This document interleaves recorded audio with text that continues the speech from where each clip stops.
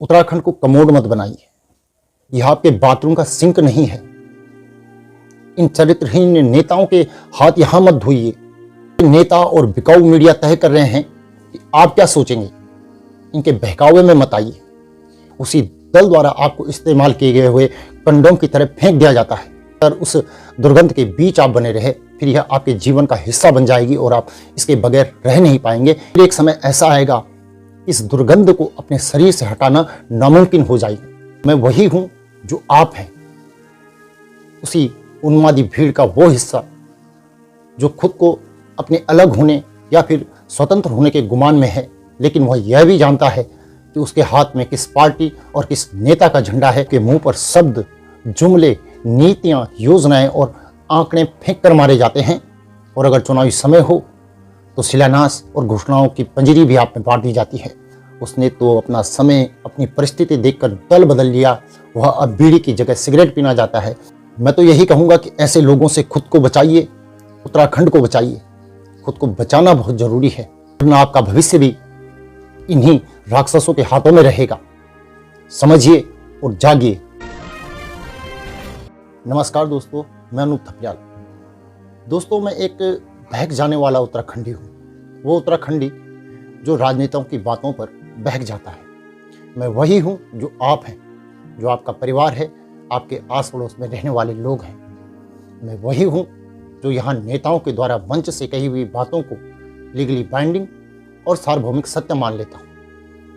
मैं वही हूँ जो फेसबुक और व्हाट्सएप पे किए गए मैसेजों पर खुद को विराट हिंदू या फिर सच्चा उत्तराखंडी मान लेता हूँ, और अपनी पार्टी के किसी नेता को किसी के द्वारा कुछ कहे जाने पर उसे काटने के लिए कुत्तों की तरह दौड़ पड़ता हूँ। मैं वही हूँ जो आप हैं, जिसका दिन और रात टूटी हुई सड़कों पर चलते हुए, अंधेरी गलियों में भटकते हुए,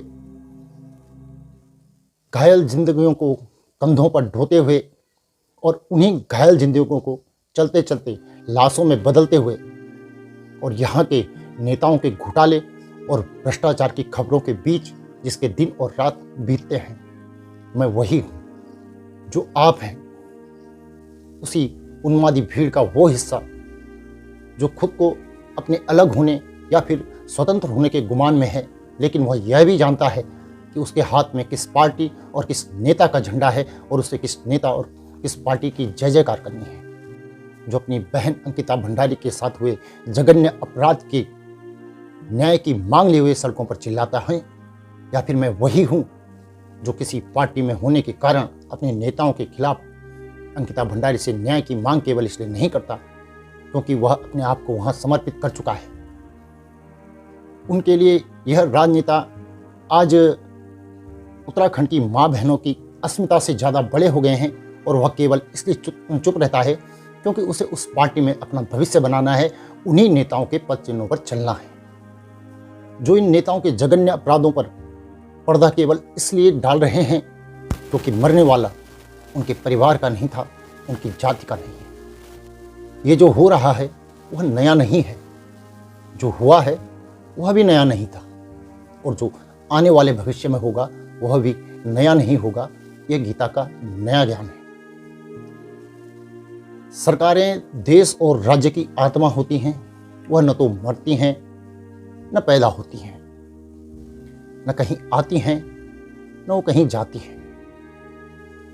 केवल कुछ जमीर बेचे हुए लोगों के पार्टी बदलने से अपना कीमत वसूलने के बाद जब वो दल बदलते हैं, उसके बाद इनका स्वरूप बदल जाता है, रूप बदल जाता है। यानी पार्टी बदलकर जमीर बेचे हुए व्यक्तियों के साथ यह रूप बदलकर सामने आ जाती है। वर्तमान का यह भी एक नया ज्ञान है। आपके मुंह पर शब्द, जुमले, नीतियां, योजनाएं और आंकड़े फेंक कर मारे जाते हैं, और अगर चुनावी समय हो तो शिलान्यास और घोषणाओं की पंजीरी भी आप में बांट दी जाती है, और फिर आप ढोल और मंजीरा लेकर उनके सुर में सुर मिलाकर नाचने लगते हैं। अल्लाह की जय, फलाने की जय। आपने हर समय, हर काल, हर परिस्थिति में यही किया है। ये जो मीडिया और नेता आपको बंटे हुए दिखते हैं, ये तो हमेशा से ही ऐसे हैं। बस 19-20 का ही कभी कभार अंतर इनमें रहता होगा। और जैसे ही ये आपको त्याग कर, आपकी पार्टी को त्याग कर सड़क के दूसरी ओर दूसरे दल में शामिल हो जाते हैं तो आपके हाथ में एक मैग्नीफाइंग लेंस ग्लास आ जाता है और फिर आप कहते हैं, अरे ये तो ऐसा नहीं था, ऐसा कैसे कर दिया, ये तो दल बदलू है, इसने ऐसा कैसे कर दिया, अरे नेता तो वही है, उसने तो अपना समय अपनी परिस्थिति देखकर दल बदल लिया। वह अब बीड़ी की जगह सिगरेट पीना चाहता है, सादे पानी की जगह अब उसे ब्लैक जो टी होती है या ब्लैक कॉफ़ी होती है वो विदाउट शुगर वह पीना चाहता है। तो वो वहाँ चले गया और आप सड़क के उसी छोर पर हाथ मलते हुए रह जाते हैं। इन टुच्चे और चरित्रहीन लोगों की एजेंडेबाजी में हम और आप उन बातों में उलझ जाते हैं जिनका न तो कोई महत्व है और न ही कोई महत्व होना चाहिए। हम हर उस बात के लिए समय निकाल लेते हैं जिस बात के लिए वास्तव में समय होना ही नहीं चाहिए। हमें बस रोना और हंसना ही आता है और दोनों ही मौक़ों पर ये स्वार्थी लोग हमारे हाथों में झुंझुना पकड़ा देते हैं और हम उस झुंझुने को बजाने के बजाय उसे चाटने लगते हैं। मैं तो यही कहूँगा कि ऐसे लोगों से खुद को बचाइए, उत्तराखंड को बचाइए। खुद को बचाना बहुत ज़रूरी है। आपको एक ही बात इतनी जगह से इतने लोगों द्वारा इतनी बार बताई जाएगी कि आपको वह बात सच लगने लगेगी और फिर आप उस बात को सत्य मानकर भेड़ बकरियों की तरह इनके पीछे चलने लगेंगे और फिर पुनः वही जो मैंने अभी कहा कि नेताओं का जो चरित्र है वह यहाँ फलता फूलता रहेगा। क्या आपको नहीं लगता कि पुराने कांड को दबाने के लिए यहाँ पर नया कांड करवाया जाता है?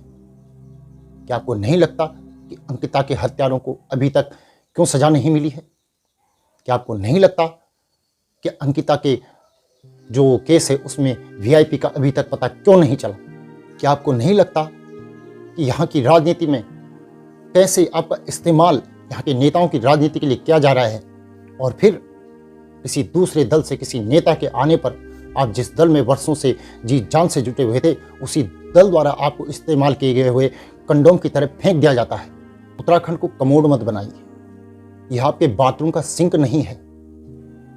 इन चरित्रहीन नेताओं के हाथ यहाँ मत धोइए क्योंकि इनके हाथों को धोते समय जिस राजनीतिक केमिकल का आप यहाँ पर इस्तेमाल ये लोग करते हैं उसका झाग भले ही आपके चेहरे आपके हाथों से उतर जाएगा लेकिन उसकी दुर्गंध आपके शरीर में बस जाएगी और अगर इसी तरह निरंतर उस दुर्गंध के बीच आप बने रहे फिर यह आपके जीवन का हिस्सा बन जाएगी और आप इसके बगैर रह नहीं पाएंगे या यही आपकी पहचान भी बन जाएगी। और फिर एक समय ऐसा आएगा इस दुर्गंध को अपने शरीर से हटाना नामुमकिन हो जाएगा।